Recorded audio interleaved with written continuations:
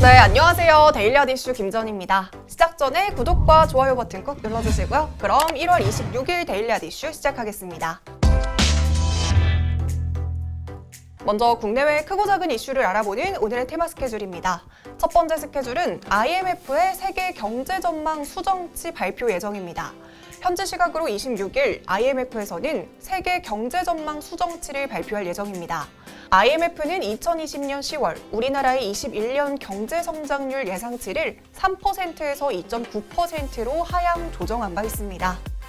네, 두 번째 스케줄은 실적 발표입니다. 어제 이어서 오늘도 실적 발표가 이어지는데요. 현대차와 삼성바이오로직스의 4분기 실적 발표가 예정이 되어 있습니다. 네, 지금까지 오늘의 테마 스케줄이었습니다. 네, 오늘 국내 증시는 개인의 매수세에도 불구하고 외국인과 기관의 매도세에 코스피는 하락으로 출발했습니다. 하지만 코스닥은 20년 만에 1000포인트를 넘어서면서 장중에 1000스닥 고지를 달성했습니다. 종목별로는 셀트리온 삼형제가 상승세를 보였고요. 신작 쿠키런 킹덤 덕분에 지난 이틀간 연속 상한가를 기록했던 데브시스터즈는 오늘도 강세를 이어가면서 증시를 이끄는 모습입니다. 네, 자세한 장마감 지수는 화면으로 살펴보시죠.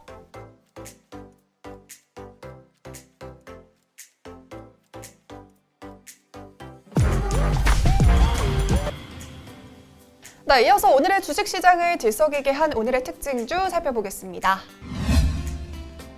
네, 첫 번째 특징주는 디지털 옵틱입니다. 디지털 옵틱이 장중에 18% 이상 상승하면서 52주 신고가를 경신했습니다. 디지털 옵틱의 최대 주주인 노블바이오가 코로나19 검체 소송 키트 생산 능력을 현 수준의 2배 규모로 증설한다는 소식이 호재로 작용했습니다. 현재 노블바이오의 검체 소송 키트 생산 공장은 풀 가동 상태임에도 불구하고 글로벌 1위 체외 진단 기업 에보트를 비롯한 국내외 진단 키트 회사들의 주문량을 생산하지 못하고 있습니다. 바이러스 검체 채취용 스압과 소송 배지 구성으로 되어 있는 소송 키트는 코로나19 진단 첫 단계이자 각종 바이러스나 세균 검사에 필수적입니다. 그래서 수요는 꾸준히 늘어날 텐데요. 수송 키트 시장은 2023년까지 약 22억 달러 이상으로 급성장할 것으로 예상됩니다. 생산 설비 증설은 3월까지 완료될 예정인데요. 기존 월 1억 개에서 증설 이후에는 월 2억 개로 대폭 확대될 예정입니다. 이로써 대기 수요사의 주문량을 소화할 수 있을 것으로 기대되고 있습니다. 여기에 디지털 옵틱은 최대 주주인 노블바이오와 코로나19를 포함하는 바이러스 진단 관련 사업을 공동으로 수행하기로 위한 계약을 체결한 바 있는 만큼 수혜가 예상되고 있습니다. 두 번째 특징주는 앞타머사이언스입니다. 앞타머사이언스가 이틀 연속으로 급등세를 보였습니다. 지난 22일 앞타머사이언스는 코로나19 치료제 개발과 신속 진단키트 허가 절차와 관련한 진행 결과를 발표했습니다. 앞타머 풀을 사용한 코로나19 치료제 효능이 이 렘데시비르 대비 최대 100배까지 우수한 항바이러스 효과를 확인했다고 발표했습니다. 렘데시비르는 미국 길리어드 사이언스가 개발한 의약품인데요. 현대까지 식품의약품안전처의 정식 허가를 받은 유일한 코로나19 치료제입니다. 그런데 이 앞타머 사이언스의 치료제에서 렘데시비르의 100배에 달하는 효과를 확인하면서 기대감이 높아지고 있습니다. 회사 측에서도 동물 실험에서도 기대했던 항바이러스 효과가 성공적으로 입증됨에 따라서 적정 용량과 투여 주기 선정을 위한 2차 동물 실험을 준비 중에 있다고 밝혔습니다. 더불어서 코로나19 신속 진단키트와 관련해서는 임상시험이 완료되는 대로 수출용과 국내용으로 식약처 품목 허가 절차를 시행할 예정입니다. 세 번째 특징주는 신세계입니다. 신세계그룹이 프로야구단 SK 와이번스를 전격 인수했다는 소식이 전해졌습니다. 신세계그룹은 오늘 인천 SK 와이번스 프로야구단을 1,352억 8천만 원에 인수하고 KOB 한국 프로야구 신규 회원 가입을 추진한다고 밝혔습니다. 쌍방울에서 SK그룹으로 한 차례 구단주가 바뀐 SK 와이번스 야구단은 앞으로 신세계 이마트 소속이 될 예정입니다. SK 와이번스 인수는 이마트를 경영하는 정용진 부회장의 의지가 강력하게 반영된 결정적인 이유입니다.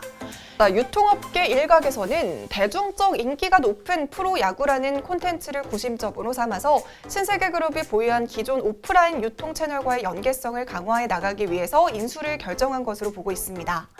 오늘 신세계 주가는 소폭 하락세를 보였는데요. 하지만 신세계에서 SK 와이번스를 인수하면서 이 스포츠 마케팅을 본격화하면서 본업인 유통산업과 야구단 인수를 통한 스포츠와의 협업으로 어떤 시너지를 낼지 업계에 관심이 집중되고 있습니다.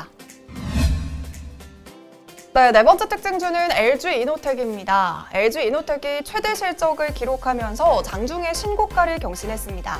전날 LG이노텍은 지난해 매출이 9조 5,418억 원, 영업이익은 6,810억 원으로 사상 최대 실적을 기록했다고 발표했는데요. 2019년과 비교했을 때 매출과 영업이익은 각각 20%와 43% 증가한 수치입니다. 실적 상승을 견인한 것은 주요 고객사인 애플의 아이폰 12가 잘 팔리는 등 스마트폰 수요가 늘어났고요. 또 카메라와 통신용 반도체 기판 등 스마트폰 관련 부품 매출이 증가했기 때문으로 보고 있습니다. 더불어서 적자 산업인 LED가 사업 중단 처리가 됐고요. 전장 사업부로 사업 체질 건전성이 점점 확대되고 있어서 저평가 탈피가 예상되고 있습니다. 이어지는 올 1분기 실적도 기대 이상일 것으로 전망이 되면서 LG이노텍의 기대 매수세가 몰리고 있습니다.